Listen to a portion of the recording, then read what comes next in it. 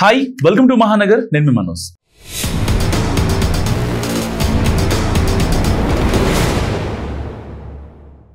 అదిగో పులి అంటే ఇదిగో తోక అన్నట్టు తయారైంది తెలంగాణ కేబినెట్ విస్తరణ వ్యవహారం. CM Revanth Reddy, deputy CM బట్టి విక్రమార్క, పీసీసీ చీఫ్ మహేష్ కుమార్ గౌడ్, మంత్రి ఉత్తమ్ కుమార్ రెడ్డి అలా ఢిల్లీ వెళ్ళి ఫ్లైట్ ఎక్కగానే ఇలా కేబినెట్ విస్తరణ చర్చలు మొదలవుతాయి. సో వాళ్ళు తిరిగి వచ్చేదాకా ఇంట బయట అనే మాటలు, సో ఎవరికి ఇస్తారు ఏంటి. సో ఇటీవల అయితే ఓ అడుగు ముందుకేస్తే విస్తరణ ముహూర్తం కూడా పెట్టేశారు కొందరు. సో ఏప్రిల్ 3 లేదా 4 విస్తరణ ఉంటుందని, 5 కొత్త మంత్రులు కేబినెట్లోకి రాబోతున్నారని ఎవరికి తోచిన విశ్లేషణలు వారు చేసేశారు. సో విస్తరణపై పార్టీ అగ్రనేతలతో చర్చించామని ప్రకటించారు పీసీసీ అధ్యక్షుడు. కానీ కట్ చేస్తే అదే పీసీసీ చీఫ్ అనేక సమస్యలు ఉన్నాయంటూ ఆయన నోటితోనే డైరెక్ట్గా చెప్పారు. సో ఢిల్లీ వెళ్ళిన తెలంగాణ కాంగ్రెస్ నేతలు అధిష్టానానికి వివరాలు ఇచ్చారు.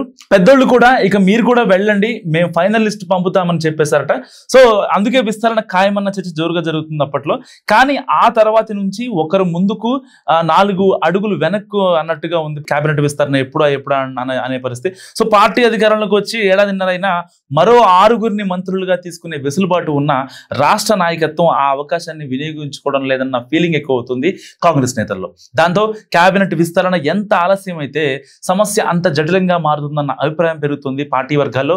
అసలు నేడో రేపో అన్నంతగా మూడు వచ్చి ఎందుకు ఆగింది అంటే రకరకాల కారణాలు కనిపిస్తున్నాయి. సో ఎప్పుడు లేనిది ఈసారి మాదిగ సామాజిక వర్గం ఎమ్మెల్యేలు తమ కోటా కోసం అధిష్టానానికి లేఖలు రాయడం, ఎస్టీ సంఘాల నాయకులు రాహుల్ గాంధీని కలిసి గిరిజనులకు కేబినెట్ లో అవకాశం ఇవ్వమని కోరడం లాంటి పరిణామాలు జరిగాయి ఈ గ్యాప్ లో. సో ఇంతలోనే మా జిల్లాకు మంత్రి పదవి ఇవ్వండి అంటూ రంగారెడ్డి జిల్లా ఎమ్మెల్యేలు తెర మీదకు వచ్చారు. ఇన్నాళ్లు మౌనంగా ఉన్న సీనియర్ లీడర్ జానారెడ్డి రంగారెడ్డి జిల్లా నేతలకు మంత్రి పదవి ఇవ్వాలంటూ కూడా సిఫారసు లేఖలు రాయడం కలకలం రేపింది. ఇవన్నీ కలగలిసి కొత్త సమస్యలు క్రియేట్ చేశాయన్న ప్రశ్నలు కూడా వస్తున్నాయి. సో కేబినెట్ బెర్తుల సంగతి ఫైనల్ గా తేల్చేది పార్టీ అధిష్టానమే. కానీ వాళ్ళు మీనమేషాలు లెక్కించడానికి ఈ లెక్కలు కుదరకపోవడమేనా, అంతకు మించి ఇంకేమన్నా కారణాలు ఉన్నాయా అన్నది అందుచిక్కడం లేదంటున్నారు రాష్ట్ర నాయకులు. సో వీళ్ళని త్వరగా కేబినెట్ విస్తరణ చేసుకుని పరిపాలనలో ఇంకా స్పీడ్ పెంచాలని అనుకుంటున్నారు సీఎం రేవంత్ రెడ్డి. కానీ విస్తరణ వ్యవహారం ఎప్పటికప్పుడు దగ్గరకు వచ్చినట్టే వచ్చి ఆగిపోతుంది. ఏప్రిల్ 3-4 తేదీల్లో ఉంటుందని అందరూ లెక్కలేసుకున్నారు. సో విస్తరణ అజెండాతోనే CM, deputy CM, PCC chief Delhi వెళ్ళిన రాహుల్ గాంధీ పార్లమెంట్ సమావేశాలలో బిజీగా ఉన్న కారణంగా క్లారిటీ రాలేదని తెలుస్తుంది. సో ఇక ఈ నెల 8-9 గుజరాత్ లో పార్టీ సమావేశాలు ఉన్నాయి. విస్తరణ ఉంటే గింటే ఆ సమావేశాల తర్వాతనే అన్నది ప్రస్తుతం తెలంగాణ కాంగ్రెస్ వర్గాల నుంచి వినిపిస్తున్నమాట. అంటే ఆ ప్రకారం ఈ నెల 11-12 వరకు ఆగుతారా లేక ఆలోపే చేస్తారా అన్న విషయంలో క్లారిటీ రావాల్సింది. ప్రస్తుతానికైతే మాత్రం పాస్ ఇచ్చినట్టే ఉన్నారు. సో ఎప్పుడు రిలీజ్ అవుతుందో చూడాలి. మరి ఢిల్లీ అధిష్టానం దగ్గర అయితే ఎవరెవరికి మంత్రి పదవులు ఇవ్వాలి, ఏ సామాజిక వర్గం అనేది మొత్తం లిస్ట్ మొత్తం ఫైనల్ అయి ఉంది.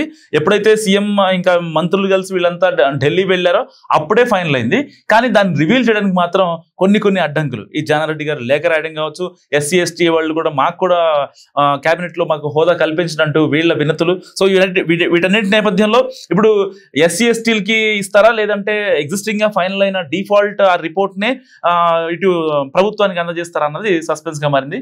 సో మీరేమనుకుంటున్నారు నా కామెంట్ కూడా తెలియజేయండి. చూస్తున్నాను మహానగర్.